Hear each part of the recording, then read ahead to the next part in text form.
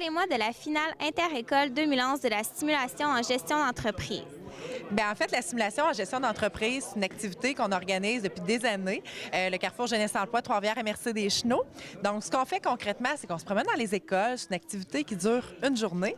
Et dans cette journée-là, les élèves sont vraiment placés dans la peau d'un entrepreneur. Donc, ils sont divisés par équipe. Toutes les équipes, dans le fond, représentent des entreprises qui sont en compétition. Ce qu'ils ont à construire aujourd'hui, c'est des boîtes de contrôle électronique.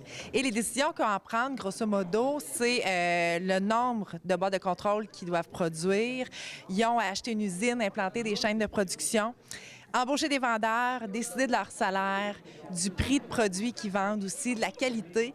Donc, toutes les décisions qu'ils prennent, ça a bien sûr un impact sur le marché. Donc, entre chaque période, on leur remet un bilan avec leurs états financiers. Et là, ils peuvent voir s'ils ont vendu. Si jamais ils ont des difficultés, ils peuvent faire aussi des études de marché sur les autres compagnies. Donc, c'est vraiment quelque chose qui s'apparente à la réalité. Et ce qu'on fait, on fait la tournée des écoles. Et là, ce qu'on a fait, c'est qu'on a pris l'équipe gagnante de chacune des écoles et on fait une finale avec ça. Pourquoi porter la cravate aujourd'hui? Bien, en fait, la cravate, on la porte toujours dans les simulations de gestion d'entreprise. C'est quelque chose qui amuse les jeunes. Même si ça retarde un petit peu la simulation parce qu'il n'y a pas personne qui a appris à faire un nœud de cravate, là. Mais ça, c'est quelque chose qui les amuse. On dit aussi que c'est pour vraiment se placer dans le rôle d'un entrepreneur. Donc, entre autres, on a fait un tournoi de golf tantôt. Il y avait un représentant qui devait être là et avoir le port de la cravate.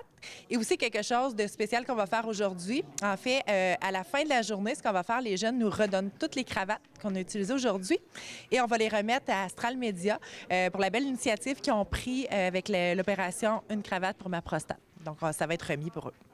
Sur quoi avez-vous misé pour votre stratégie de vente? C'est dans le recherche et développement, ce qui augmente la qualité de notre produit, dont nous pouvons ensuite augmenter notre prix.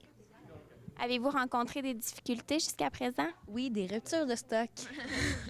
Et comment avez-vous remédié à la situation? En essayant de produire le plus possible. Fait que ça, dans vos calculs, là, on arrivait? Oui, on arrive.